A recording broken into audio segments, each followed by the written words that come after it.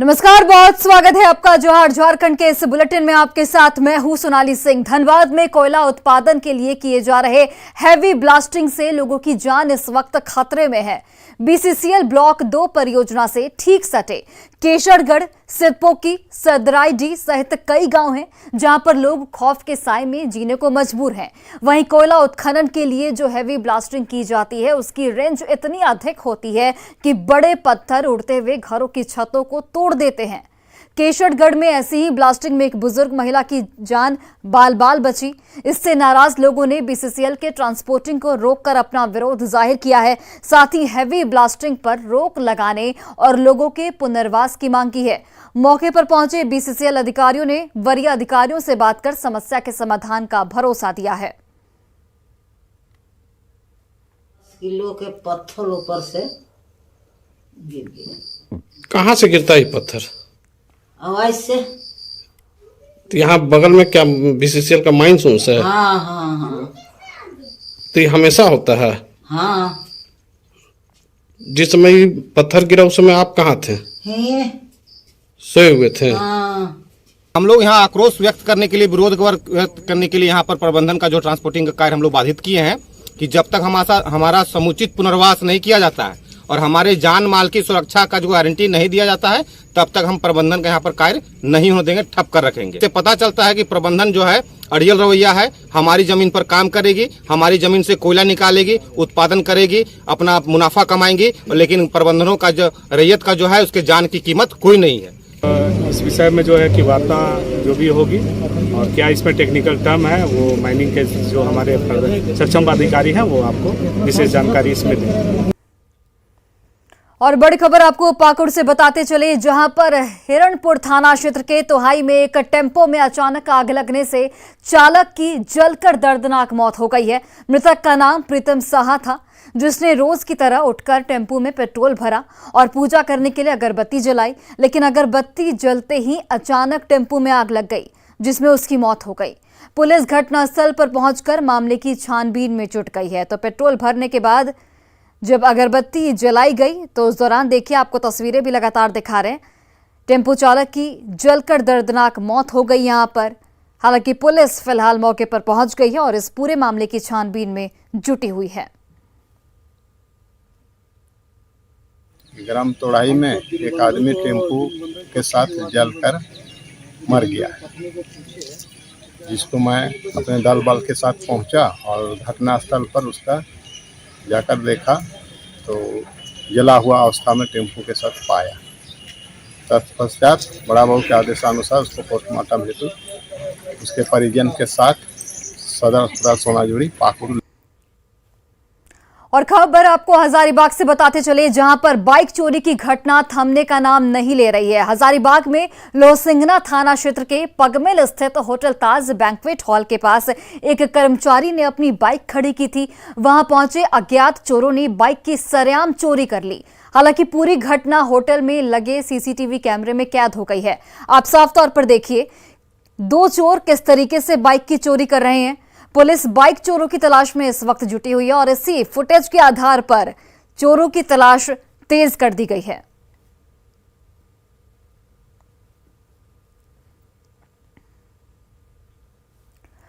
लोहरदगा के बाजार में किसानों को नकली डीएपी खाद बेचने की शिकायत मिली थी। इसके बाद एसडीओ के निर्देश पर बाजार में छापेमारी की गई और इस दौरान बरही बाजार में जीताराम साहू के खाद दुकान में भारी मात्रा में नकली डीएपी खाद जब्त की गई। जब्त खाद को कृषि विभाग के लैब में भेज दिया गया है। जांच टीम ने भंडरा बेदाल स्थित होलसेलर इद्र साहू के यहां भी छापेमारी की, जिसमें इफ्को कंपनी का 3 मीट्रिक टन नकली डीएपी खाद जब्त किया गया। वहीं गोदाम भी यहां पर सील कर दिया गया है।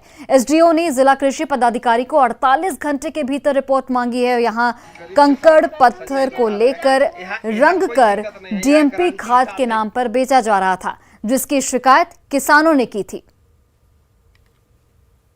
प्रथम दृष्टया देखने से ऐसा लगता है कि वो नकली है, शायद उसमें कंकड़ और मिट्टी वगैरह वो डाला हुआ है, क्योंकि जो डीएपी खाद होता है उसमें मॉइस्चर बहुत ज़्यादा होता है। उसको बस हाथ में ऐसे लेने से ही वो मॉइस्चर देता है, लेकिन वो बिल्कुल ही पानी में धो के कुछ भी करके वो गल नहीं रहा था। मतलब प्रथम दृष्टया यही देखने को मिला है कि वो शायद नकली है। तो उसका जो भी सैंपल है हम लोगों ने ले लिया है। एक दुकान और एक जो गोडाउन है वो भी हमने सीज किया है और आगे जो भी जांच के मुताबिक जो भी रिपोर्ट आएगा उसके अनुसार आगे सख्त कार्रवाई की।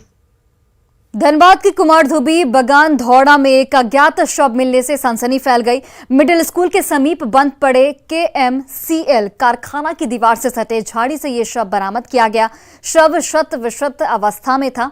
मौके पर पहुंची पुलिस ने शव को हालांकि कब्जे में ले लिया और उसके पोस्टमार्टम की तैयारी इस वक्त की जा रही है। फिलहाल शव की पहचान नहीं हो सकी है। शव 35 साल के युवक का बताया जा रहा है और पिछले 4-5 दिन से झाड़ी में पड़ा था। शव पर कपड़े नहीं थे और उससे दुर्गंध भी आ रही थी। पुलिस फिलहाल इस शव की पहचान में जुट गई है। खोज रहे थे तो उसके बाद शाम को हम लोग सब मिलकर पीछे तरफ तिहाड़ी को बुलाए।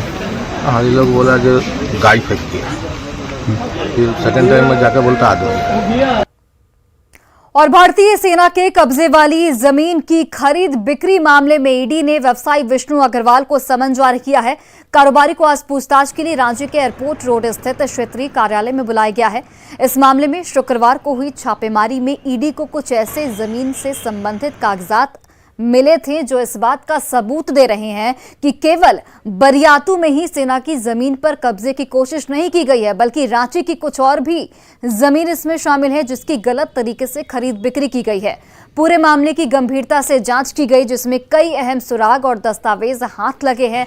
इस फर्जीवाड़े में कई अधिकारी और कर्मचारी के शामिल होने की बात भी सामने आ रही है। निकोलियस मॉल के मालिक विष्णु अग्रवाल से आज ईडी कार्यालय में फिर पूछताछ होगी। सेना के जमीन के अवैध कब्जे के मामले को लेकर ईडी को शिकायत मिली थी कि जमीन के अवैध कारोबार में कई लोग अकूत संपत्ति अर्जित की है। शिकायत में मनी लॉन्ड्रिंग की आशंका जताई गई थी। शिकायत मिलने के बाद ईडी की टीम ने पूरे मामले की गंभीरता से जांच की है। इसमें कई अहम सुराग और दस्तावेज हाथ लगे हैं। इस फर्जीवाड़े में कई अधिकारी और कर्मचारी भी शामिल होने की बात सामने आ रही है। अब देखना यह है कि जिस तरह से पिछले दिनों लगातार आईटी की छापेमारी हुई है, इससे जो सबूत मिले हैं, अब देखना यह है कि लगातार जिस तरह से विष्णु अग्रवाल से पूछताछ हो रही है, क्या कुछ सामने निकल करके आता है। रांची से निरंजन। और झारखंड में पिछले सप्ताह 50 से ज्यादा ठिकानों में हुई रेड में आईटी को 100 करोड़ से भी ज्यादा के अवैध लेन देन का पता चला है। इस दौरान इनकम टैक्स डिपार्टमेंट ने 2 करोड़ रुपए कैश जब्त किया और 16 बैंक लॉकर के बारे में पता चला, जिसे जल्द ही खोला जाएगा। आपको ये भी बताते चले कि जिन ठिकानों पर आयकर विभाग ने छापेमारी की थी उनमें कांग्रेस विधायक अनूप सिंह और प्रदीप यादव के और उनके कई सहयोगियों के ठिकाने शामिल थे। आयकर विभाग के इस खुलासे से इस वक्त हड़कंप मच गया है।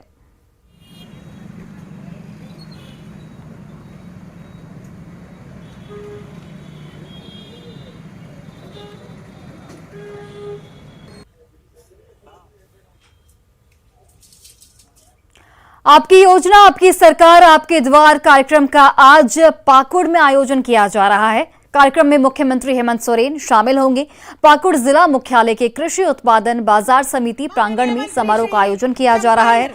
यहां 545 करोड़ की 27 योजनाओं का शिलान्यास होगा। वहीं 21 करोड़ की 42 योजनाओं का उद्घाटन सीएम खुद करेंगे। इसी के साथ करीब 54,000 लाभुकों के बीच 158 करोड़ से अधिक की परिसंपत्तियों का वितरण किया जाएगा। यहां सभी विभागों से जुड़े योजनाओं के स्टॉल लगाए गए हैं। वहीं सुरक्षा के भी पुख्ता इंतजाम किए गए हैं।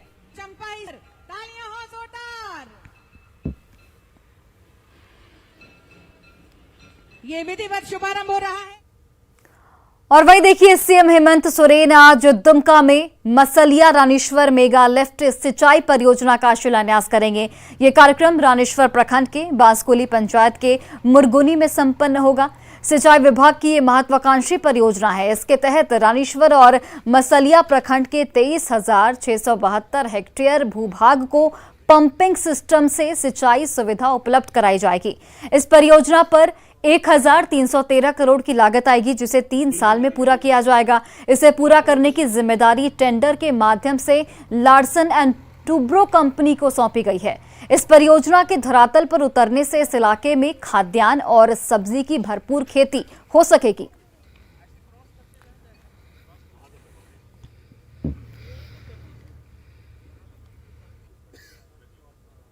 मसलिया तथा रानेश्वर प्रखंड में मेगा लिफ्ट के माध्यम से सिंचाई परियोजना का शिलान्यास और भूमि पूजन कार्यक्रम कल प्रस्तावित है।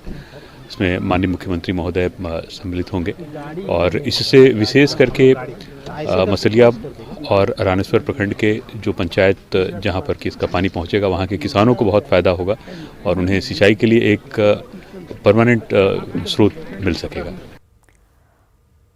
और दल बदल मामले में बाबूलाल मरांडी की याचिका पर आज हाईकोर्ट में सुनवाई की जाएगी। दल बदल मामले में स्पीकर पर पक्षपात का आरोप लगाते हुए ये याचिका दाखिल की गई थी। पिछली सुनवाई के दौरान अदालत ने मामले में विधायक दीपिका पांडे सिंह की प्रतिवादी बनाते हुए नोटिस जारी किया था। अदालत ने यह कहा था कि उनका पक्ष भी सुना जाना चाहिए। दीपिका पांडे सिंह ने विधानसभा स्पीकर ट्रिब्यूनल में दल बदल मामले में बाबूलाल मरांडी के खिलाफ आवेदन दाखिल किया था। दल बदल मामले में बाबूलाल मरांडी की याचिका पर आज हाईकोर्ट में सुनवाई होगी। दल बदल मामले में स्पीकर पर पक्षपात का आरोप लगाने को लेकर दाखिल भाजपा नेता बाबूलाल मरांडी की याचिका पर झारखंड हाईकोर्ट में आज सुनवाई होगी। यह मामला जस्टिस राजेश शंकर की अदालत में सुनवाई के लिए सूचीबद्ध है। पिछली सुनवाई के दौरान अदालत ने मामले में विधायक दीपिका सिंह पांडे को प्रतिवादी बनाते हुए नोटिस जारी किया था। अदालत ने कहा था कि उनका पक्ष भी सुना जाना चाहिए। दीपिका पांडे सिंह ने विधानसभा स्पीकर की न्यायाधिकरण में दल बदल मामले में बाबूलाल मरांडी के खिलाफ आवेदन दाखिल किया था। अब देखना यह है कि आज झारखंड हाईकोर्ट में बाबूलाल मरांडी के फैसले को लेकर क्या होता है। रांची से निरंजन। झारखंड में पीएम गरीब कल्याण अन्न योजना बेपटरी हो गई है। पीडीएस दुकानदारों का साफ तौर पर कहना है कि उन्हें विभाग से ही राशन नहीं मिल रहा है, तो लाभुकों को अनाज कैसे मिलेगा। इस रिपोर्ट को देखिए।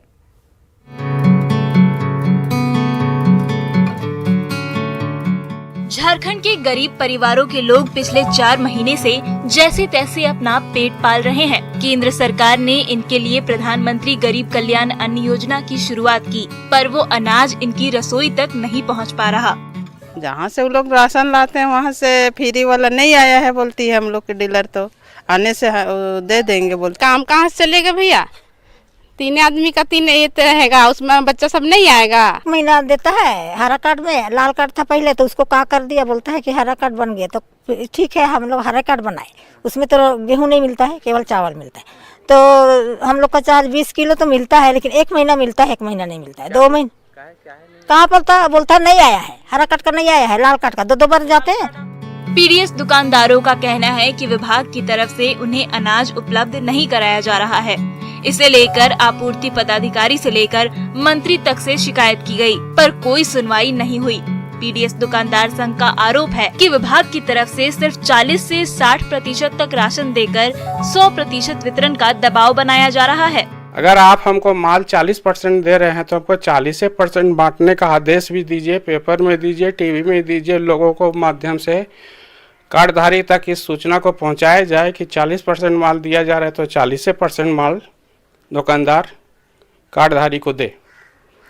आप हमको दे रहे हैं 40% और कहते हैं कि वितरण कीजिए 100%। ऐसा पहली बार नहीं है कि राज्य में समय पर राशन नहीं मिलने या राशन वितरण में गड़बड़ी की खबर सामने आई हो। इससे पहले भी कई बार पीडीएस राशन में अनियमितता की खबर सामने आ चुकी है। ऐसे में सवाल ये है कि अपने हक के अनाज को पाने के लिए गरीबों को और कितना इंतजार करना होगा। अविनाश कुमार, न्यूज़ 18, रांची।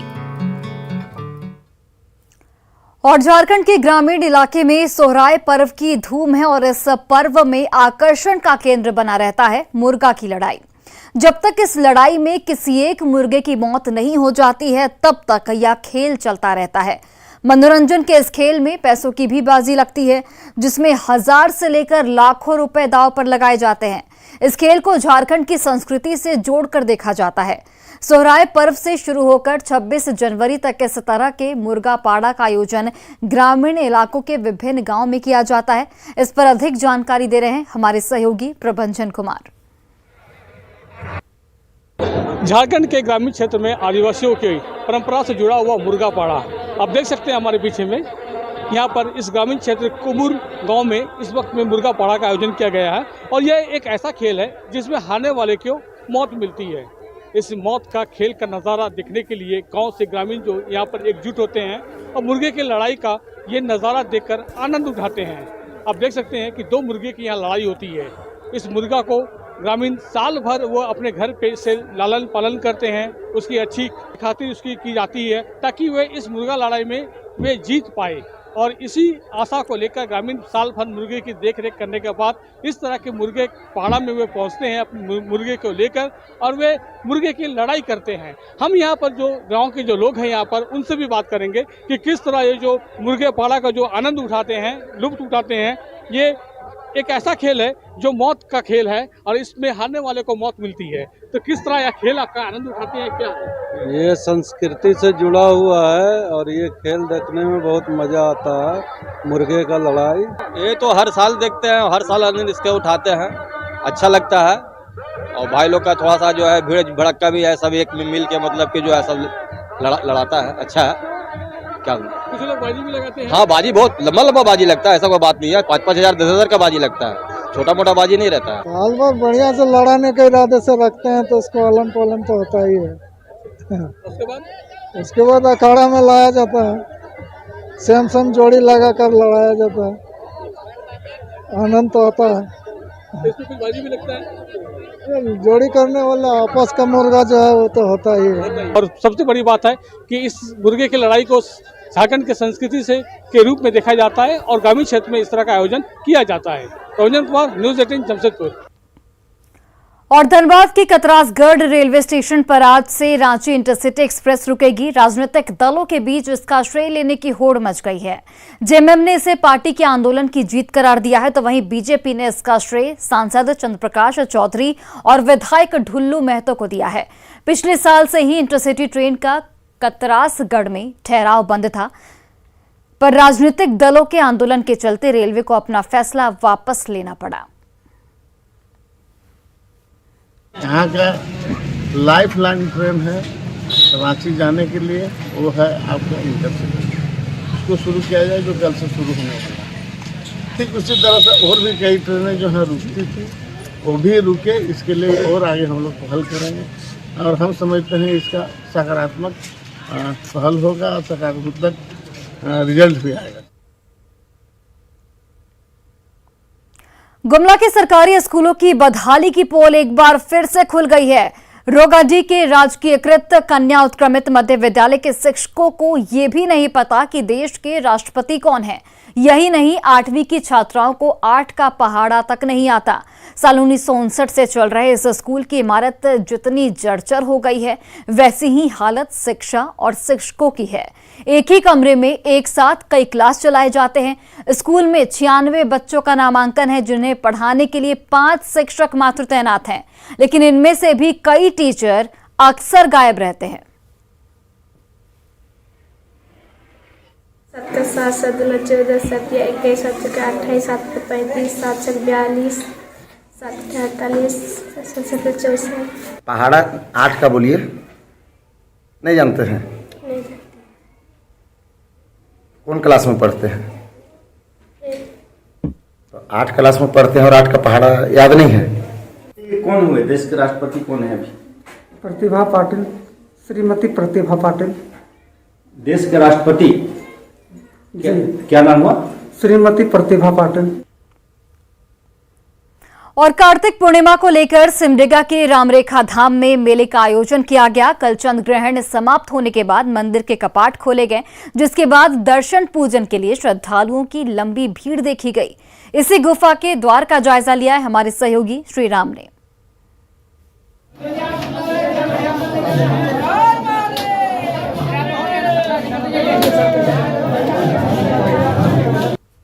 हम इस वक्त मौजूद हैं रामरेखा धाम के गुफा के द्वार के बाहर। चंद्र ग्रहण के बाद लोग कतारबद्ध होकर देखिए किस तरह से दर्शन कर रहे हैं, मंदिर के अंदर प्रवेश कर रहे हैं। और जो दर्शनार्थी हैं बहुत काफ़ी लंबी कतार लगी हुई है। जो दूर दूर से आए हैं दर्शनार्थी दर्शन को लेकर गुफा के अंदर जा रहे हैं और गुफा में दर्शन विग्रहों का कर रहे हैं। यहाँ पर हरिनाम कीर्तन भी चल रहा है। इसी गुफा के अंदर भगवान श्री राम के विग्रह हैं और सारे विग्रह हैं जिनके दर्शन पूजन लोग कर रहे हैं। रामरेखा कार्तिक पूर्णिमा के मेले के अवसर पर एक कीर्तन, अखंड कीर्तन जो चल रहा है वो लगातार निरंतर जारी है और लोगों में उत्साह आप देख सकते हैं। कार्तिक पूर्णिमा का जो मेला लगा हुआ है उसको देखते हुए क्या इस संदर्भ में कहना चाहते हैं? ये कहते हैं श्री राम जय जय राम, ये बीज मंत्र है। और ब्रह्मालीन श्री श्री 1008 श्री जयराम प्रपन्नाचार्य जी महाराज के तप से ये भूमि तपोभूमि बनी हुई है। और आज से नहीं, हजारों वर्ष पहले त्रेता काल में मर्यादा पुरुषोत्तम भगवान श्री राम वनवास के क्रम में माता जानकी और भाई लक्ष्मण के साथ इस पहाड़ी पर पहुंचे थे और लगभग 1 माह का कालखंड इस पहाड़ी पर बिताया था। और उस समय भगवान राम के द्वारा बनाया गया जो लक्ष्मण कुंड है, जहाँ पर भगवान और माता के द्वारा स्नान किया जाता था, गुप्त गंगा है और भगवान के द्वारा स्थापित की गई शिवलिंग है यहाँ पर। और कहते हैं कि उस दौर में जब इस पहाड़ी की खोज हुई थी, आज से लगभग 200-300 वर्ष पहले, तत्कालीन वीरू राजा के द्वारा, तब एक शंख इस पवित्र स्थल पर पाया गया था, जिस शंख से स्वतः श्री राम की ध्वनि निकला करती थी। और इस श्री राम के चरणों से पवित्र इस धरती की महिमा इतनी है कि जो इस धरती पर आके, जो इस मंदिर में आके अपना माथा टेक कर अपनी मनोकामना के लिए भगवान से प्रार्थना करता है, भगवान से कामना करता है, उसकी हर मनोकामना भगवान श्री राम पूरा करते हैं। बजरंग बली उसकी हर कष्टों का निवारण करते हैं। राम जी यहाँ पर पधारे थे और वनवास काल में उनका चरण यहाँ पर पड़ा था। उसके बाद से ही इस स्थल पर लगातार यहाँ पर मेला लगता रहा। एक माघ पूर्णिमा में लगता है, एक कार्तिक पूर्णिमा का ये विशाल मेला लगा हुआ है जिसे लोग दर्शन को आए हैं और दर्शन पूजन आराम से कर रहे हैं। सिमडेगा से न्यूज़ 18 के लिए श्री राम। रामगढ़ में कार्तिक पूर्णिमा के मौके पर मां छिन्नमस्तिका सेवा समिति की ओर से भैरवी दामोदर नदी के संगम स्थल पर गंगा महाआरती का आयोजन किया गया। बनारस से आए जानवी सेवा समिति के 11 आचार्यों ने भव्य आरती की। इस दौरान वैदिक मंत्रोच्चारण और भक्ति गीत से पूरा क्षेत्र गुंजायमान हो उठा। महाआरती के बाद देर रात तक भजन संध्या का आयोजन किया गया, जिसमें एक से बढ़कर एक भजन पेश किए गए। कार्यक्रम का उद्घाटन बोकारो विधायक बिरंची नारायण ने किया है। कृपा फल प्रसादेना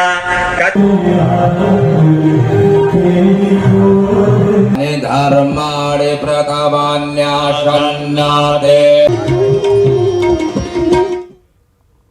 और फिलहाल इस बुलेटिन में बस इतना ही। आप देखते रहिए न्यूज़ 18 बिहार झारखंड। बिहार और झारखंड में न्यूज़ 18 का बजा डंका। प्रदेश की जनता ने दिखाया न्यूज़ 18 बिहार झारखंड पर भरोसा। न्यूज़ 18 बिहार झारखंड बना प्रदेश का नंबर 1 चैनल। आपके प्यार और भरोसे के लिए शुक्रिया। प्रदेश का नंबर 1 न्यूज़ चैनल।